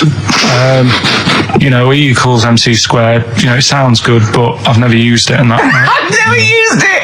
You haven't used 2 and 2 equals 4, Karl! The fella with an apple fell on his head. It could have been anyone sat under that tree. Do you know what I mean? It's just annoying. Lucky. And It just happened to be a genius. Newton gets all the credit for his laws of the universe. Well, other people were working whilst he was having a lunch break under the tree. So in a way, it's like he didn't deserve to have that success story. Again, forget the apple and the tree and whether he was sitting down having a lunch break. It's totally irrelevant. Yeah, but what I'm saying is there's certain things that will just happen. It's like, I think we were talking, when we were out eating the other week, we were talking about Noel Gallagher. Well, this is the reason the monkey discussion came up, right? Noel Gallagher... I don't know what to say. I don't know what to say. Rick, I don't want to misquote Noel. I'm going to be like Herbert Lom in Clouseau. I'm going to get a twitch whenever he opens his mouth. I don't know where to start with some of his statements. Well, as I say, this discussion began because we were talking about a quote that Noel Gallagher supposedly gave. Now, I don't want to misquote Gallagher, but the gist of it was that he said, had I written Wonderwall or whatever, instead of the Beatles writing Strawberry Fields or whatever, I'd be the one that was considered the great songwriter, and it wouldn't be the Beatles. You know, it's just the fact that they came first that meant that they get all the credit as being the greatest band. I didn't know where to start with that statement either. I mean, that's Gallagher's thing, and he's, you know, well, whatever. We know what we think of that. What was your point, Carl? You agreed with him, didn't you?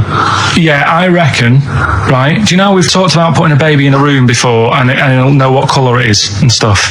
If you got a room that's painted red, right? But forget that, because that's going to confuse Hear him out. Listen to me. Say if they did some new TV show, right?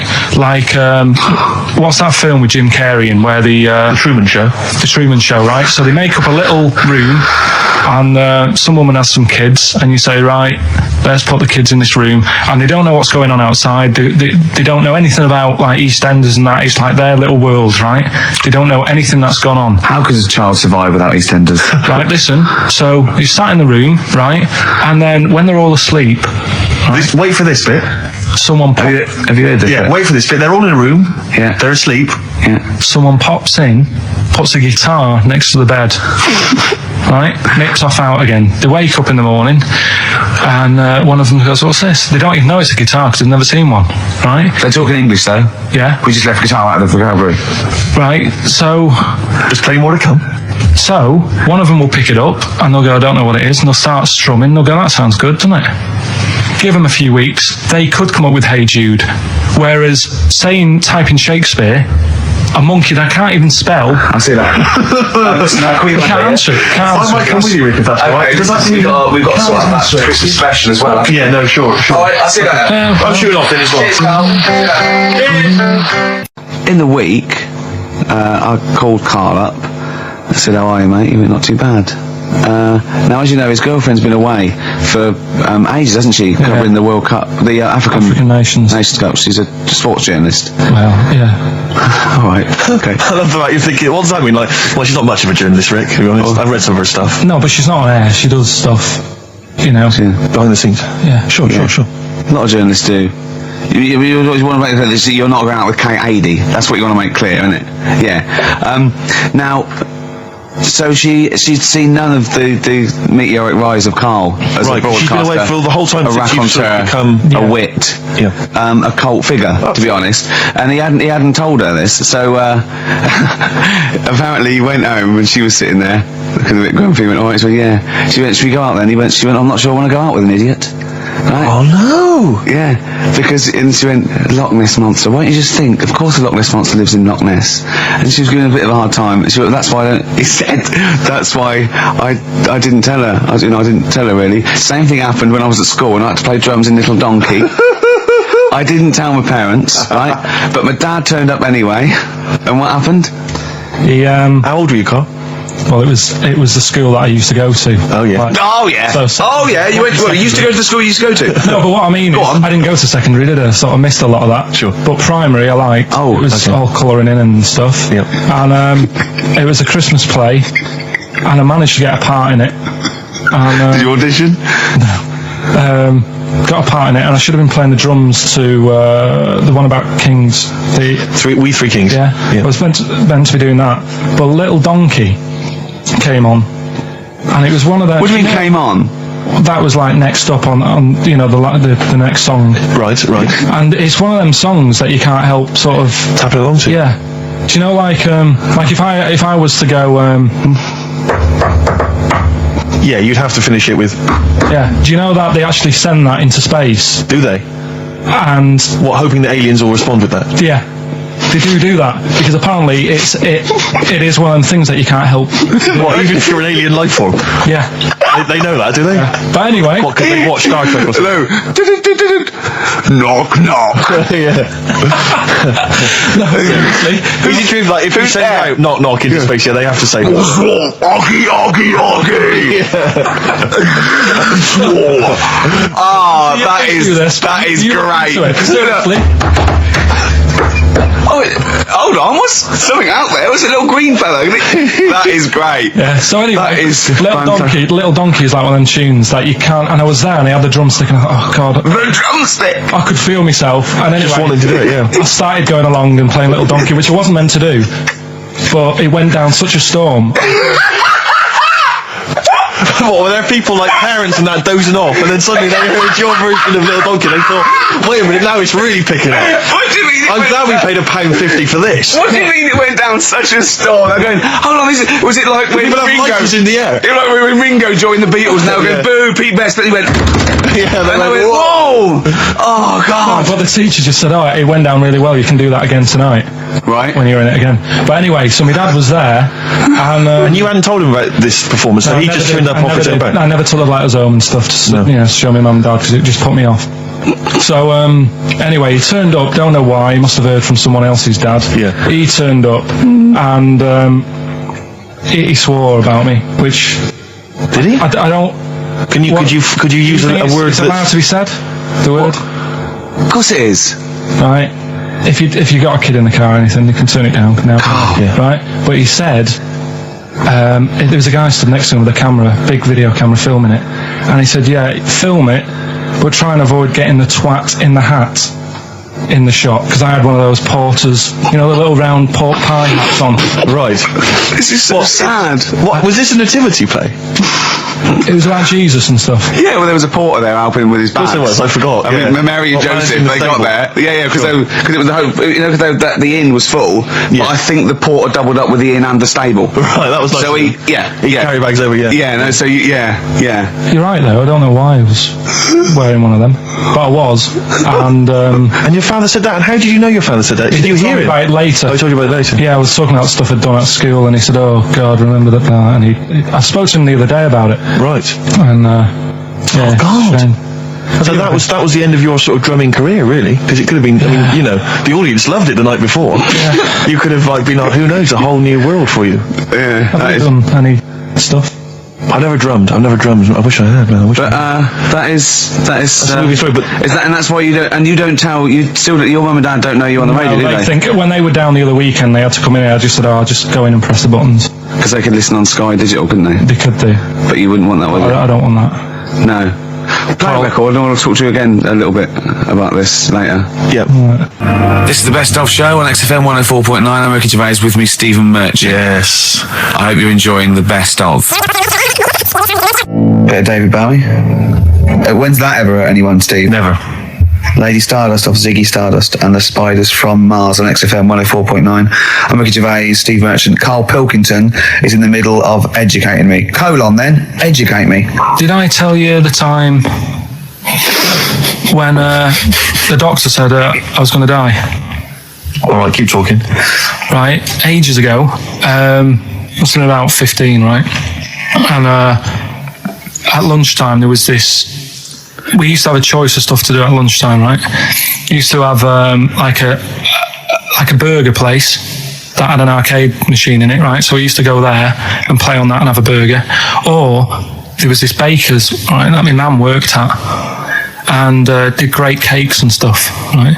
So she used to like bring some home and that, but she couldn't always bring them home every night because they'd cost money, and she used to get them for free. And they used to say they'd rather chuck them away than give them to the staff because there's a chance that the cream might be off. Right. So they used to chuck them round the back.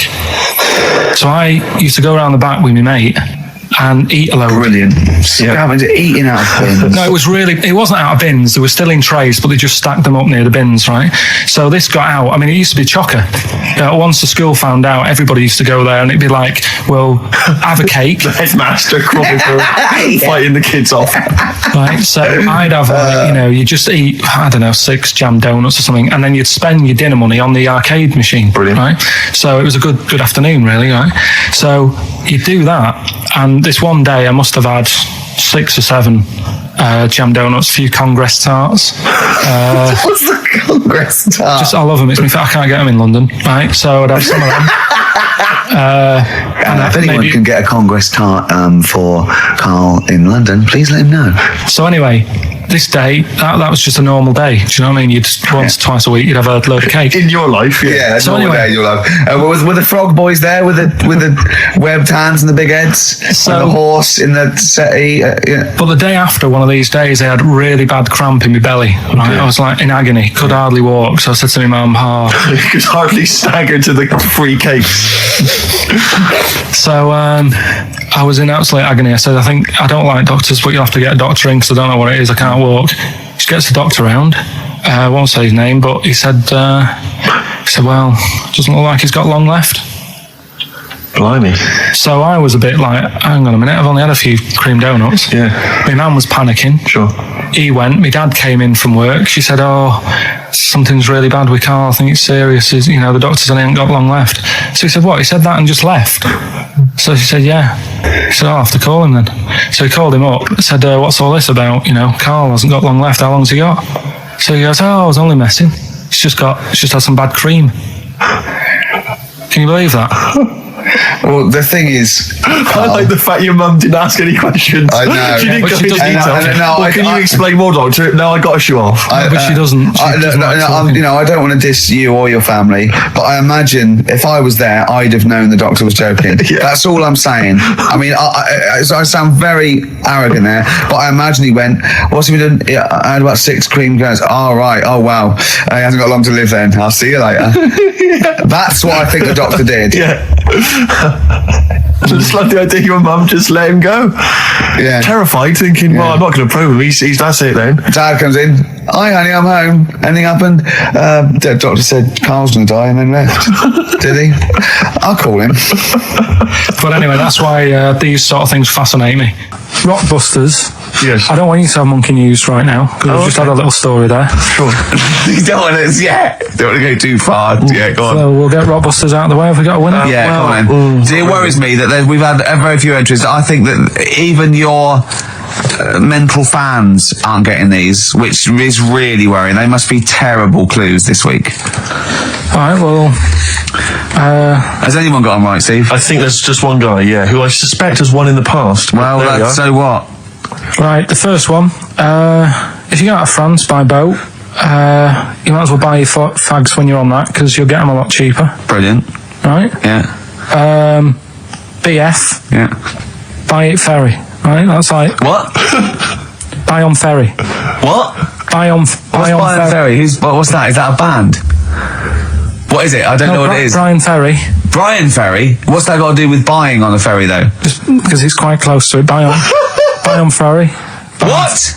Buy on ferry. Sorry, what's your first language? The second one. That's rubbish. That doesn't count. No, Brian Ferry. Brian Ferry, buy on ferry. There's this little foreign cafe. It's growing its own steak. That's Delamitri. The third one. What? Sorry, what? What is that? What is that? Delamitri. Deli is a little foreign cafe. Yeah. And a meat tree and that. A meat tree? A meat tree? What were the initials for that? Just D for that. Just D for that? Yeah. So not DA? So you didn't even give them a chance to get the group? Well, they got it. Well, no. No, they didn't. Right, it's the end. Go on, right. Go on. Deli meat tree? Deli meat tree. One word. D. Or any letter. They grind their own M. meat. M's in it. Go on. Okay, so Bayern, I love Bayern Ferry. And Oxy Music was brilliant. I love Oxy Music. Go on. Can I just point out, Rick, that we've David Bowie? Deli Meat Tree. Yeah. I don't see why necessarily Aidan, who emailed in, why he doesn't get to win because he emailed in dire steaks. Seems to be just as valid as far as I can tell, but Deli Meat Tree it is. And the last one, if there was a Jamaican fella on the Titanic... I'm looking forward to this. With a little bit of fear. Jamaican fella, if he was on the Titanic, he probably would have screamed this. Yeah. That's Christ de Berg. I don't know what to do. Stunning. So who's the winner? I'm not going to give it to anyone. What's the Jamaican bit got to do with it? Just a D. Just Christ de Berg. Say it again. No, I think they've worked it out now. Say it again. Christ de Berg. And who's that? What? Who's that? Who's what? Who's Christ de Berg? Chris de Berg. Who's the winner, Steve? Do you know what? I'm going to give it to Ames because he just treated you with nothing but contempt. Steve Martin emailed in again. He got the first two, and then the last one he just emailed, I neither know nor care about this answer. I'm tempted to give him each one. Do you know what you've done there, don't you? Go on. You've put the nail in the coffin of Rockbusters. I warned you for 3 weeks, and you sort of bucked your ideas up for a little while. But Christ, those are the worst you've ever done. The worst. Delimitri. So and didn't it just put D, and then Bayern Ferry. Bayern Ferry. Bayern Ferry. So, is that it then? Aren't we doing it? Play a record. Aren't we doing it anymore? I'm ashamed. You're an idiot. Are we doing it anymore? I'm just going to keep saying you're an idiot. Play a record. Are we doing Carl, it have anymore? you learned nothing from Dr. Fox? Yeah. That's not Sony out the window. Aren't we doing it anymore? What, you need to start working on it now because they're so good. You need to start working now for next Saturday. Aren't we doing it anymore? Just, I don't know. Aren't we doing it? Me and Carl went out, right? With me and Jane, Carl and Johnny and Gigi, wasn't it? Gigi, Is it important who went? No. Okay. But we were walking down the street. Carl was there, though, and he can back me up on this. We had a curry. We were walking back, and this little funny homeless fella, didn't he?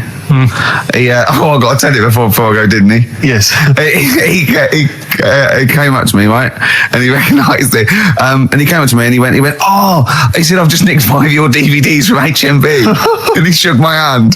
He was so happy with it, and I went, right, excellent. He went, all I do is I just swing the bag over the top like that when I'm going out, and he had a bag full of DVDs, didn't he? And he was so pleased to tell me that he'd stolen. That great. So he said they're going like hotcakes. Yeah, he said they're going up. Of course they are. Yeah, you're nicking them. I know. We get paid for them, though, don't we? So not the stolen ones? Don't we? No. What do you mean? Did you sign them for him?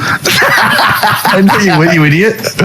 What, so he just nicked 5? Yeah. Well, Yeah. you say he was homeless, was he? Well, I don't know, maybe. No. Surely, how would he have seen the show? He'd just walked past Curry's one morning. Dixon's. Yeah. The telly. Seen a trailer for it. I thought, interesting. I don't know if he was homeless. I didn't go into his home life. He shook his hand though, and But he made Carl look smart. Do you know what I mean? So, how does he sell them? Where does he sell them? Does he go to people and go, do you want an Office DVD? They're not nicked. yeah, £4. yeah, exactly. Are these stolen? No. No. They've still got the tags on them.